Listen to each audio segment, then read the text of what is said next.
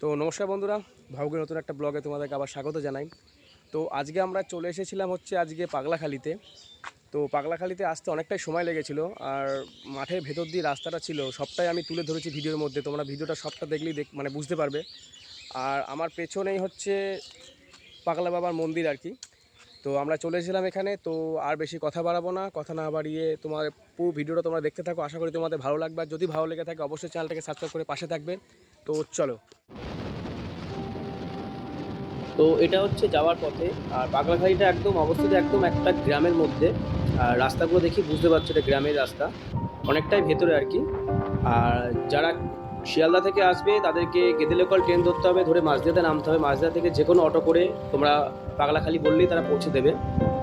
আর যদি কেউ হাওড়া থেকে আসো, হাওড়া থেকে আমাদের নবদ্বীপে নামতে হবে। নবদ্বীপ থেকে নেমে ঘাট পেরিয়ে ওখান থেকে বাসে করে তোমাদের কৃষ্ণনগরে আসতে হবে। কৃষ্ণনগর থেকে চাপড়া দিয়েও যেতে পারো, অথবা মাঝদার বাস ধরলেও তারা সাকদার মোড়ে নামিয়ে দেবে। ওখান থেকে অটো করে তোমরা পাগলাখালিতে আসতে পারো। যেহেতু আমাদের বাড়িটা কৃষ্ণনগরের একদম কাছেই, যেহেতু আমরা তাই বাইকে গিয়েছিলাম। আমরা বাইকে গিয়েছিলাম সাকদার মোড় থেকে, আমরা ভেতরে বাইক নিয়ে গিয়েছিলাম। তো আমাদের অতটা অসুবিধা হয়নি।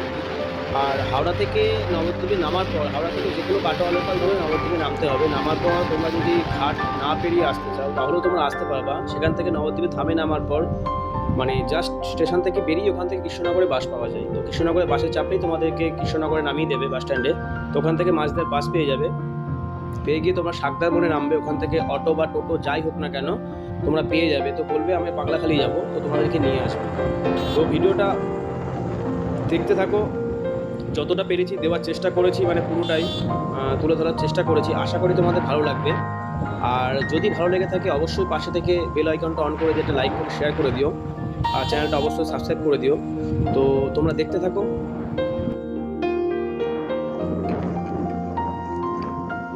আর এটা হচ্ছে পাগলাখালি যাওয়ার একদম কাছেই আর কি তোমাদের এই নদীটা পড়বে। নদীটা পলদা নামে পরিচিত আর কি। এইরকমই রাস্তা তোমাদের পাবে যদি তোমরা সাকদার মোড় হয়ে আসো। আর যদি চাপড়া হয়ে আসো তোমরা, তো তোমাদেরকে একটা বাঁশের ব্রিজ পার হতে হবে। তো আমরা যেহেতু বললাম বাইকে গিয়েছিলাম, তাই আমরা এই রুট ধরেই গিয়েছিলাম। তো দেখো আর কি।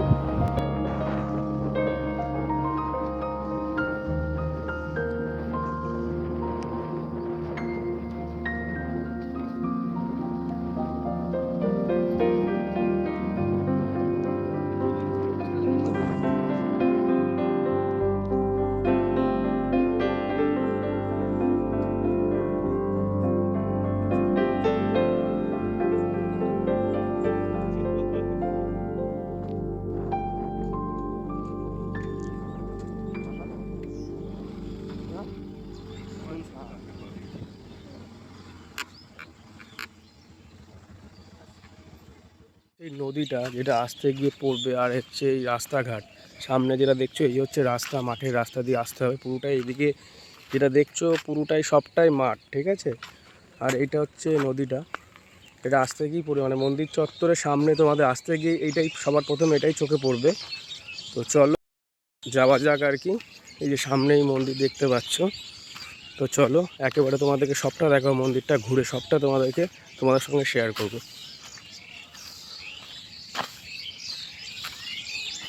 আর এখানে মনে হয় কিছু একটা হয়েছিল, যাই হোক। আর এটা হচ্ছে পাগলা বাবার ধাম, এই যে ভীমপুর নদিয়া। যাই হোক, এইটা হচ্ছে মন্দিরটা, মানে এটা আর কি। এটা বিশ্রামালয় যত সম্ভব, ভক্তরা এসে হয়তো এখানে বিশ্রাম নিতে পারে বা ভজন কীর্তনের জন্য এটা।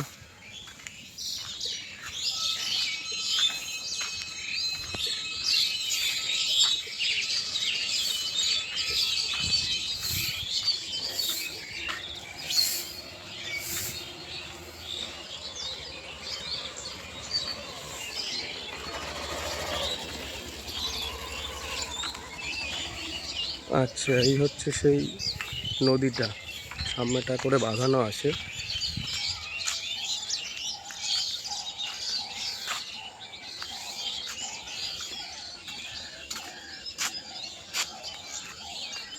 আর এই হচ্ছে বাবা পাগলা দেবের মন্দির, পাগলাখালি পাগলা বাবার মন্দির হচ্ছে এইটা।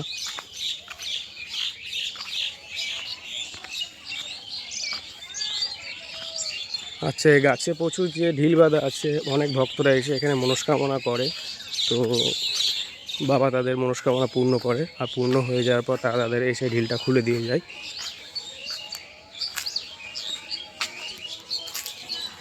এই হচ্ছে বাবা পাগলাদেব।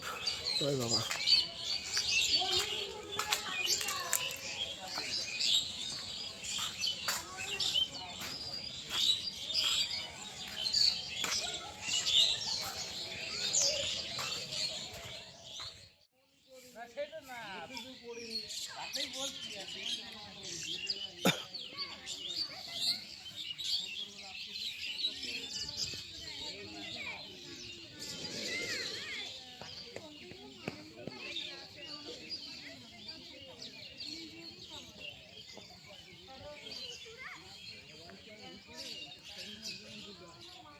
পুরো গাছটা একদম বাবার মন্দিরের ভেতর দিয়ে, আর সেই গাছের তলায় বাবা বিরাজমান।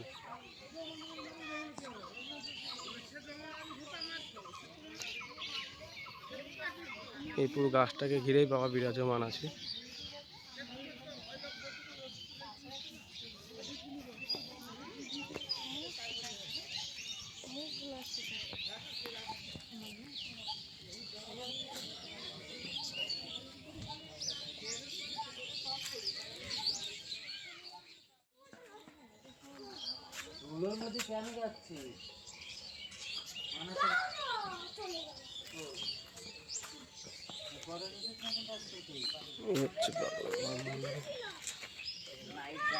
মন্দির চত্বর, এই যে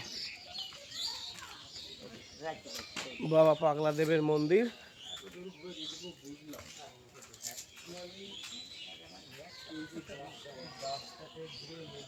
জয় বাবা। আর এই যে এই গাছটা, তো এখানেও অনেক ঢিল বাঁধা আছে। এই যে মেন হচ্ছে এই গাছটা, মানে মন্দিরের মাঝখান দিয়ে গাছটা।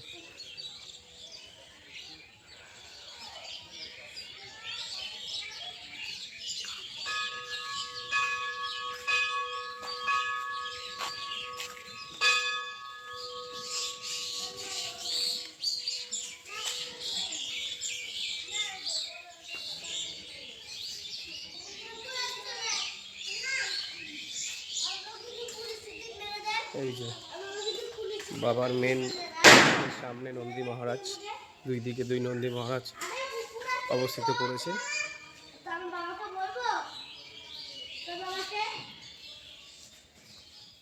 ভেতরে যাওয়া যাক, একদম বাবার ঘরে প্রবেশ করা যাক।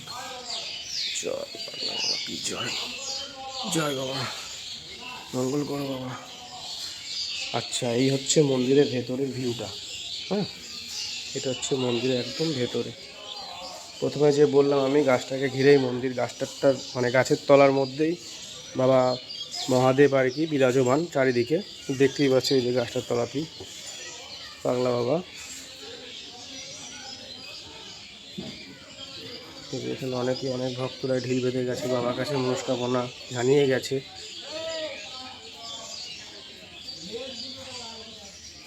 জয় বাবা। পুরো ভিউটা আমি দিচ্ছি তোমাদের।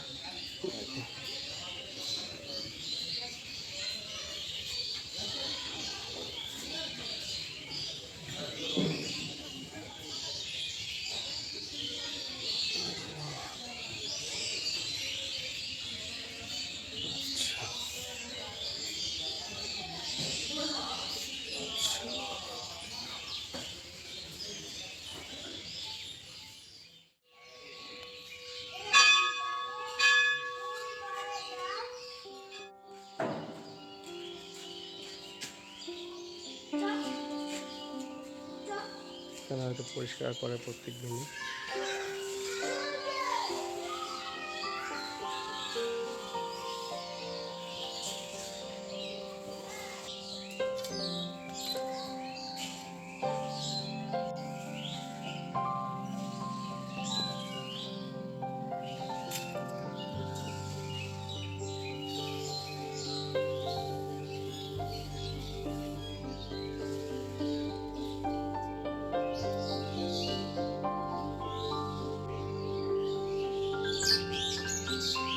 আচ্ছা, এগুলো যেগুলো দেখছো সেগুলো হচ্ছে দোকানপাট। আমরা যে টাইমে গিয়েছিলাম সেই টাইমটা হচ্ছে আমরা গিয়েছিলাম রবিবার দিন, তো দোকানপাটগুলো বন্ধ ছিল। কিন্তু তোমরা সোমবার ও বৃহস্পতিবার আসলে পুরোটা অন্যরকম দেখতে হবে। এই জায়গাটা পুরো ভরে যায় ভক্তদের। আর এই রকম ভিডিও করতে করতে আমাদের সবশেষে একটা জায়গা চোখে পড়েছিল, তো সেখানে প্রচুর পরিমাণে তুলসীর মন্দির ছিল। তো আমরা বুঝতে না পেরে পাশের এক প্রতিবেশীকে জিজ্ঞাসা করি যে মন্দিরগুলো কিসের। তো তারা তখন বলে যে অনেক ভক্ত আসে যারা বাবার কাছে তাদের প্রার্থনা জানিয়ে যায়, এবং তাদের প্রার্থনা যখন পূর্ণ হয়ে যায়, বাবা তাদের মনস্কামনা যখন পূর্ণ করে, তখন তারা এই তুলসীর মন্দিরগুলো তারা করে দিয়ে যায়। তো সবশেষে আমি একটা কথাই বলবো যে বাবার মহিমা অপরিসীম, সত্যি অপরিসীম, এটা বলে বোঝানো যাবে না। তোমরা একবার অন্তত এসে বাবাকে দর্শন করো এবং তোমাদের মনের কামনা জানিয়ে যাও, বাবা অবশ্যই তোমাদের মনের কামনা পূর্ণ করবে। তো এই ছিল আজকের ভিডিও। যদি ভালো লেগে থাকে অবশ্যই চ্যানেলটাকে সাবস্ক্রাইব করে পাশে থেকো আর শেয়ার করে দিও একটা। তো দেখা হচ্ছে পরের ভিডিওতে। আজকের মতো টাটা।